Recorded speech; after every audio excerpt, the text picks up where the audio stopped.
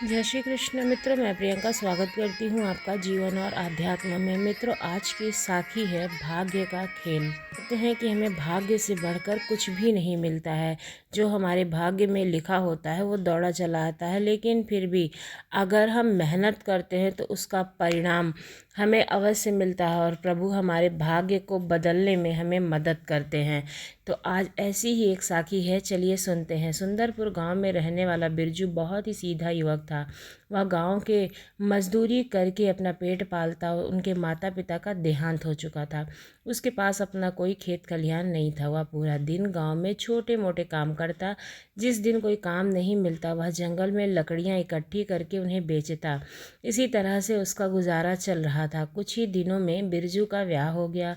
उसकी पत्नी लीलावती एक बहुत ही सुंदर और सुशील लड़की थी। सारे गांव वाले कहते थे कि इस अभागे बिरजू के भाग्य में इतनी सुंदर और सुशील लड़की का होना एक ही चमत्कार है। बिरजू भी कई बार सोचता कि सच में उसके भाग्य में सिर्फ गरीबी ही लिखी है, पर वह कभी कड़ी मेहनत से पीछे नहीं हटता था। गरीब बिरजू अपनी पत्नी को सभी सुख सुविधाएं देना चाहता था, पर घोर निर्धनता उसे कुछ नहीं करने देती थी। वह इसी सोच में कमज़ोर होता जा रहा था कि कब उसके भाग्य में अपना पत्नी को सुख देना आएगा। एक दिन लीलावती ने बिरजू से पूछा, आप हर समय किस सोच में डूबे रहते हैं? बिरजू ने उदासी भरे स्वर से कहा, लीला, मैं हमेशा तुम्हारे बारे में सोचता रहता हूँ। मैं तुम्हें कोई सुख नहीं दे पा रहा हूँ। मैं तुम्हारी सुंदरता को गहनों से और वस्त्रों से नहीं सजा पा रहा हूँ। तुम्हारा सौंदर्य जिन गहनों और प्रसाधनों का अधिकारी है वह मैं तुम्हें नहीं दे पा रहा हूँ। लीलावती ने बड़े ही प्रेम से कहा, आप क्या कह रहे हैं? स्त्री का आभूषण तो उसकी मांग का सिंदूर होता है। अगर वो उसको समझता है तभी और उसको सुख देता है, तभी उसके होठों की हंसी रहती है। आप बिना कारण ही अपने आप को दुखी करके मुझे भी दुखी कर रहे हैं। मैं आपके साथ बहुत खुश हूँ। संसार के सारे सुख मुझे आपके प्रेम के रूप में मिल जाते हैं। बिरजू अपनी पत्नी की बातों से कुछ संतुष्ट हुआ, पर उसके मन में यह कसक अभी भी थी। पर वह क्या करे, अंदर ही अंदर कुढ़ता। बिरजू अपने जीवन की गाड़ी खींच रहा था। वह दिन भर मजदूरी करता और शाम को थका हारा घर पहुंचता। अगर किसी दिन वह अच्छी मजदूरी कमा लेता तो अपनी पत्नी लीलावती के लिए कुछ न कुछ पकवान, जलेबी या फिर खाने की अच्छी चीज़ ले जाता। कुछ दिन बाद करवा चौथ का त्यौहार आने वाला था। बिरजू अपने साथियों के साथ महाजन के खेत में मजदूरी कर रहा था। तभी उसमें से एक मजदूर ने कहा, भाई, करवा चौथ आने वाला है। मेरी पत्नी ने इस बार बनारसी साड़ी मांगी है। दूसरा बोला, साड़ी तो मेरी पत्नी ने भी मांगी है। मैंने तो 4 महीने से ही पैसे इकट्ठे कर रखे हैं, अब साड़ी ले जाऊंगा। सही कह रहे हो भाई, साल में एक बार तो साड़ी देनी ही चाहिए। बिरजू चुपचाप खड़ा था। उसके दिमाग में लीलावती की तस्वीर घूमने लगी। वह सोचने लगा, इस बार करवा चौथ पर सभी अपनी पत्नियों को नई नई साड़ियाँ दे रहे हैं। वह जब मेरी पत्नी इतनी सुंदर है तो फटी पुरानी साड़ी घर से निकालेगी तो कैसा महसूस करेगी और वही पहनेगी। बेचारी बहुत ही शर्मिंदा होगी। यह सोचकर बिरजू की आंखों में आंसू आ गए। अचानक ही उसे एक उपाय सूझा। उसके पास एक सुंदर व तंदुरुस्त बछड़ा था। वह सोचने लगा, अगर उसे पशु बाजार में बेच दूं तो ज़रूर एक अच्छी साड़ी के लिए रकम मिल जाएगी। फिर उसकी पत्नी भी करवा चौथ पर नई साड़ी पहन लेगी। ऐसा विचार आते ही उसने महाजन से अगले दिन की छुट्टी ले ली। वह घर पहुंचा और खाना खाकर सो गया। अगले दिन सुबह की वह बछड़े को लेकर चल दिया। लीलावती ने पूछा, कहाँ जा रहे हो? उसने कहा, इस बछड़े को बेचने जा रहा हूँ। ऐसी क्या ज़रूरत आन पड़ी है? या कोई ज़रूरत आकर बताऊँगा। फिर लीलावती ने ज़्यादा कुछ पूछना ठीक नहीं समझा। वह देख रही थी कि रात से ही उसका पति कितनी उलझन में है। बिरजू सोच रहा था कि अचानक ही साड़ी देखकर उसकी पत्नी कितनी खुश होगी। उसका खुशी से भरा हुआ चेहरा वह देखता रह जाएगा। वह चल पड़ा। रास्ते भर वह यही सोचता रहा। जल्दी ही वह पशु बाजार पहुंचा और संयोग से जाते ही उसको एक ग्राहक मिल गया जो बछड़े के अच्छे दाम देकर बछड़े को ले गया। बिरजू पैसे लेकर बाजार की तरफ चल दिया जहाँ से उसे साड़ी खरीदनी थी। वह बहुत ही खुश था। जल्दी ही वह बाजार पहुंचा। त्योहारों का मौसम था तो बाजार में भी बहुत भीड़ भाड़ थी। वह भीड़ भाड़ को चीरता हुआ तेज कदमों से साड़ी को दुकान पर जा पहुंचा और जल्दी ही एक साड़ी उसे पसंद भी आ गई। परंतु जब वह दुकानदार को पैसे देने लगा तो क्या, उसके पैसे की थैली तो उसके पास ही नहीं थी। शायद भीड़ भाड़ में किसी ने पैसे चुरा लिए थे। दुकानदार ने उसको घूर कर देखा तो बिरजू ने कहा, साहब, लगता है किसी ने भीड़ में मेरे पैसे चुरा लिए हैं। और वह रोने लगा। वह बेचारा थका हारा घर की ओर वापस चल दिया। यह सोचने लगा लगा कि उसके भाग्य में पत्नी को साड़ी देना ही नहीं था, परंतु धीरे धीरे कदमों से चलता हुआ वह शाम तक घर पहुंचा। उसका मुरझाया चेहरा देखकर लीलावती समझ गई कि जरूर कुछ गड़बड़ हुई है। उसने पूछा।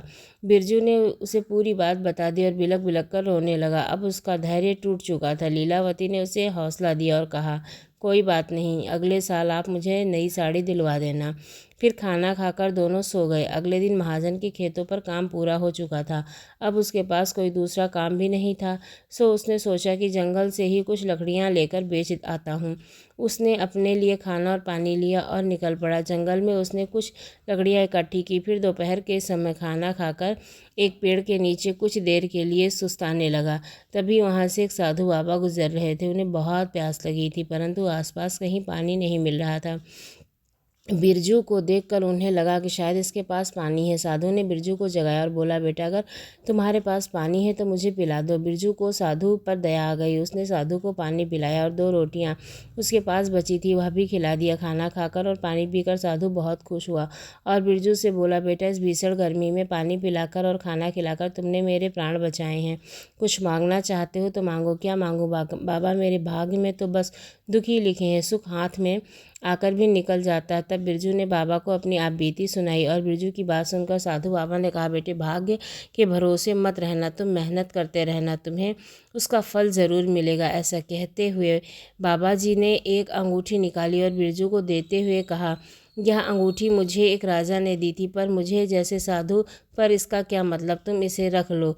इसे बेचकर काफ़ी धन मिल जाएगा और तुम्हारी कुछ मदद हो जाएगी। बिरजू ने बहुत ही खुशी से वह अंगूठी रख ली और अपने गमछे में बांध ली। वह साधु बाबा अपने रास्ते चल दिए। बिरजू ने भी अपनी लकड़ियाँ इकट्ठा की और वापस गाँव की तरफ चल दिया। वह बहुत ही खुश था।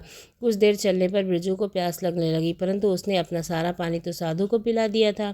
प्यास के मारे उसका बुरा हाल हो गया था। बिरजू ने पास में ही बहने वाली एक नदी की तरफ अपना रुख कर लिया। प्यास की वजह से वह नदी की तरफ मुड़ने लगा। जल्दी ही वह नदी के किनारे पर पहुंचा और पानी पीने लगा। अचानक उसका गमछा नदी में गिर गया। बिरजू ने बड़ी ही फुर्ती से अपना गमछा पकड़ा, परंतु उसने देखा कि गमछे में वह अंगूठी नहीं है। बिरजू एक बार फिर मायूस हो गया और उसके हाथ में आया हुआ सुख एक बार फिर से निकल गया था और वह अंगूठी नदी में गिर गई। दुखी मन से वह वापस घर की तरफ चल पड़ा। घर पहुंचने पर उसने लीलावती को सारी बात बताई। लीलावती के पास उसको दिलासा देने के अलावा और कोई रास्ता नहीं था। अगली सुबह बिरजू फिर से काम पर निकल गया और गांव के ही एक सेठ के यहाँ उसे खेतों में काम मिला। वह सेठ भी बहुत दयालु था। उसने पूरी मजदूरी शाम को मजदूरों के हाथ में थमा दी। आज अच्छे पैसे मिल गए थे। बिरजू ने सोचा, क्यों न अपनी पत्नी के लिए कुछ खाने के लिए लेता चलूं।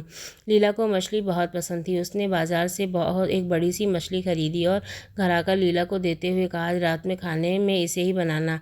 उसकी पत्नी ने जैसे ही उस मछली को पकाने के लिए उसे काटा, उसके अंदर से एक बेशकीमती अंगूठी निकली। वह दौड़कर बिरजू के पास गई और उसे अंगूठी दिखाई। बिरजू चौंक कर कहा, अरे यह तो वही अंगूठी है जो साधु बाबा ने मुझे दी थी, नदी में गिर गई थी। इस मछली के पेट में वह मुझे वापस मिल गई। अगले दिन सुबह बिरजू वह अंगूठी बेचने के लिए जाने लगा तो पत्नी ने कहा, इस बार मैं भी आपके साथ चलूँगी। दोनों अंगूठी को बेचने के लिए एक सुनार के पास गए। अच्छे दामों पर अंगूठी को बेचा। अंगूठी को बेच करके जो कुछ धन मिला, बिरजू ने उसे एक खेत खरीदा और उसके बाद दोनों पति पत्नी मेहनत मजदूरी करके अपनी ज़िंदगी को अच्छे से गुजारने लगे। कुछ समय बाद एक संतान हुई और पूरा परिवार हंसी खुशी रहने लगा। तो मेहनत करने से हमें कुछ भी मिल सकता है। कभी भी निराश मत होइए और हमेशा मेहनत करते रहिए। धन्यवाद।